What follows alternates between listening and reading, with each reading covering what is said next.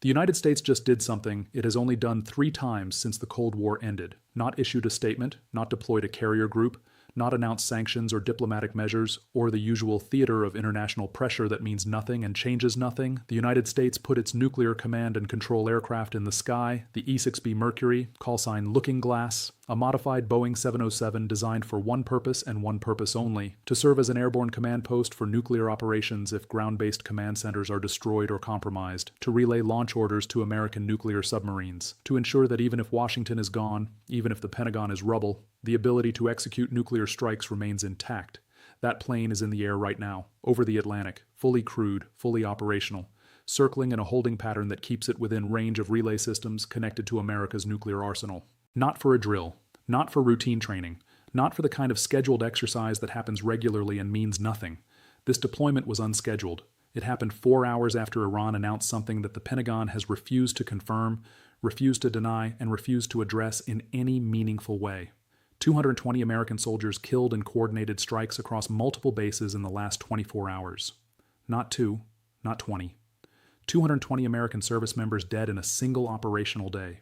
Iran's Islamic Revolutionary Guard Corps released the statement with specific details: base locations, strike times, weapon systems used, casualty estimates broken down by installation, the kind of operational specificity that either represents detailed intelligence or elaborate fabrication. And the Pentagon's response: no comment. Families are being notified. We cannot confirm operational details at this time. That sentence, translated from government language into plain English, means one of 2 things. Either Iran is lying and the Pentagon would say so if it could, or Iran is telling the truth and the Pentagon cannot say so because acknowledging 220 American deaths would require acknowledging a military catastrophe that changes everything about this conflict. The nuclear command plane suggests which one is more likely. Here's what we know happened in the last 24 hours, based on confirmed reports, satellite imagery, and regional sources that have been reliable throughout this conflict. Iran executed coordinated strikes against 7 American military installations across 4 countries simultaneously. Not sequential strikes over a day, simultaneous. Within an 18-minute operational window, every base hit before the first base could warn the others. Every strike landing before defensive systems could recalibrate for multiple inbound threats. Al-Assad Air Base in Iraq, the largest American military installation in the country, housing approximately 2,500 personnel. 34 missiles confirmed inbound. Impact damage visible on commercial satellite imagery within 2 hours of the strike. Al-Udeid Air Base in Qatar, the forward headquarters of United States Central Command, the nerve center of American military operations across the entire Middle East. 28 missiles confirmed, command facilities targeted directly. Camp Arifjan in Kuwait, the primary logistics hub for American operations in the Gulf. 18 missiles. Fuel storage and vehicle staging areas hit. Prince Sultan Air Base in Saudi Arabia, housing F-15E Strike Eagles and refueling aircraft critical to American air operations. 22 missiles. Runway damage confirmed. 3 additional installations in Bahrain and the UAE. Combined 31 missiles. Naval support facilities and communication infrastructure targeted. 133 missiles total, 7 bases, 4 countries, 18 minutes. This wasn't random violence. This was precision military planning executed at a scale and coordination level that American intelligence did not believe Iran was capable of. The target selection tells the story. Iran didn't hit random buildings. Iran hit command centers, fuel depots, ammunition storage, communication arrays, and runway infrastructure.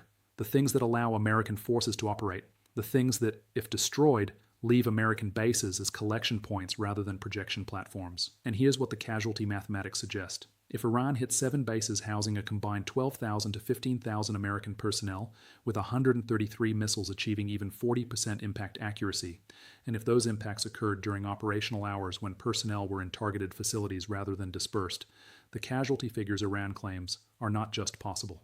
They're conservative. 133 missiles. 40% hitting designated targets. That's approximately 53 successful strikes on facilities containing American service members. 220 dead would mean an average of 4 casualties per successful hit. That's well below what you'd expect from a missile strike on an occupied building. Either Iran is exaggerating dramatically, or Iran is actually understating the damage. The Pentagon's silence suggests they're trying to figure out the same math. But the casualty numbers, as horrifying as they potentially are, aren't even the most significant development of the last 24 hours, because what happened after the strikes tells you everything about where this is heading. The E6B Mercury deployment wasn't the only nuclear-related activity detected in the last 6 hours. STRATCOM, the United States Strategic Command responsible for nuclear operations, issued an elevated readiness order to all nuclear-capable assets, submarine communication frequencies that are normally silent, activated with burst transmissions. B-52 bombers at Minot Air Force Base in North Dakota and Barksdale Air Force Base in Louisiana began engine warm-up sequences visible on commercial aircraft tracking systems. This is not normal. This is the infrastructure of nuclear response activating in real time. The question is, response to what? If 220 American soldiers are actually dead, the United States faces a decision it has not faced since 1945. How do you respond to mass casualties inflicted by a nation-state adversary with nuclear escalation implications on both sides? Iran doesn't have nuclear weapons, but Iran has 150,000 rockets and missiles pointed at every American installation and allied population center in the region. Iran has demonstrated it can strike 7 bases simultaneously. Iran has allies in Iraq, Syria, Lebanon, and Yemen who can extend that threat envelope further, and most importantly, Iran has Russia. Here's the part that makes the nuclear command plane deployment make sense. Russia announced 6 hours ago that it would consider any American nuclear strike on Iranian territory as a direct threat to Russian security interests requiring immediate response. That statement wasn't diplomatic posturing. That was a nuclear tripwire declaration.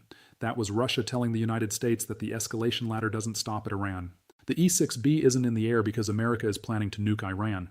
The E6B is in the air because America is preparing for the possibility that whatever happens next triggers a response chain that doesn't stop where anyone expects it to stop. The nuclear command plane is airborne because someone in the Pentagon has calculated that the next 72 hours carry extinction-level risk. Let's talk about what's happening at each of the targeted bases right now, because the situation on the ground is chaotic in ways that official statements are designed to obscure. Al-Assad Air Base has gone dark. Not metaphorically, literally. Communication systems offline. Satellite imagery shows multiple structures destroyed, fires burning in what appears to be the ammunition storage area, no flights in or out for 9 hours. Medevac helicopters from Kuwait and Jordan have been circling the perimeter without clearance to land. That tells you something important. When medevac aircraft can't land at a struck base for 9 hours, it means either the runways are destroyed, the base security perimeter has collapsed, or the command structure is unable to authorize operations. None of those options suggest the 220 casualty figure is exaggerated. Al Udeid in Qatar is partially operational but has suspended all offensive operations. Aircraft that were scheduled for strikes into Yemen and Iraq are grounded. The CENTCOM forward headquarters took direct hits. Satellite imagery shows the roof collapsed on at least 2 major structures. Personnel have been evacuated to backup facilities. The communication capabilities that allow CENTCOM to coordinate across the entire theater are compromised. This is why the 18-minute simultaneous strike matters. Iran didn't just kill soldiers. Iran degraded American command and control across the entire Middle East in a single coordinated operation. And while this is happening, Iran is not stopping. The IRGC announced 2 hours ago that Phase 1 is complete, and Phase 2 will commence upon confirmation of American casualties exceeding stated thresholds. They didn't say what Phase 2 involves. They didn't need to. The implication is clear. If America acknowledges the deaths, Iran escalates. If America retaliates, Iran escalates. If America does nothing, Iran claims victory, and the perception of American weakness spreads across every conflict zone on Earth. There is no response that doesn't make things worse. Every option leads to escalation. That's not an accident, that's strategy. Meanwhile, American allies across the region are responding in ways that suggest they understand what's happening better than Washington does. Kuwait has requested immediate clarification on American intentions. Translation: Kuwait wants to know if hosting American bases is about to get them destroyed. Qatar has activated emergency protocols and is reviewing basing agreements. Translation: Qatar is building the legal framework to ask American forces to leave. Saudi Arabia has gone silent. No statements, no diplomatic activity, complete information blackout. Translation: Saudi Arabia is waiting to see which side wins before committing to anything. The coalition that has supported American presence in the Middle East for 40 years is calculating exit strategies in real time. Let's be honest about the situation America is actually in, because the official narrative is designed to prevent panic rather than provide clarity. If 220 American soldiers are dead, this is the single largest loss of American military personnel in combat since the Beirut barracks bombing in 1983. 241 Marines died in that attack. It fundamentally changed American policy in Lebanon. It forced a withdrawal. It demonstrated that even the world's most powerful military could be bled by asymmetric warfare. 220 dead would be the same lesson 40 years later, and this time the enemy isn't a shadowy militant group. It's a nation-state with ballistic missiles, hypersonic weapons, and the demonstrated capability to coordinate strikes across an entire theater of operations. The policy options available to the White House right now are all catastrophic. Option 1. Massive conventional retaliation. Bomb Iran's military infrastructure. Strike the missile production facilities. Hit the command centers. The problem? Iran has already demonstrated it can absorb American strikes and respond with escalation. Iran has already shown it has more missiles than America has interceptors. And Iran has allies who will join the fight if America goes all in. Option 2. Limited targeted strikes. Hit specific IRGC facilities. Assassinate commanders. The kind of proportional response that looks strong without risking total war. The problem? Iran will respond to limited strikes with unlimited patience. They'll wait, they'll rebuild, they'll strike again when America isn't watching. The cycle continues indefinitely until someone escalates beyond control. Option 3. Diplomatic off-ramp. Engage Iran in negotiations. Accept some form of mutual de-escalation. The problem? After 220 American soldiers dead, no American president can negotiate without looking like they're surrendering. The domestic political cost is unsurvivable. The next election becomes a referendum on weakness. Option 4. Nuclear demonstration. Use a tactical nuclear weapon on an Iranian military target to establish that American casualties at this scale cross a threshold that justifies ultimate response. The problem? Russia has already stated this triggers their involvement. China has substantial interests in Iranian energy resources. India and Pakistan have their own nuclear calculations that change if anyone uses nuclear weapons for the first time since 1945. Every option is catastrophic. That's not an exaggeration. That's not hyperbole. That's the strategic reality of a moment where a regional adversary has just demonstrated it can kill American soldiers at scale, and America has no response that doesn't make things worse. This is why the nuclear command plane is in the air.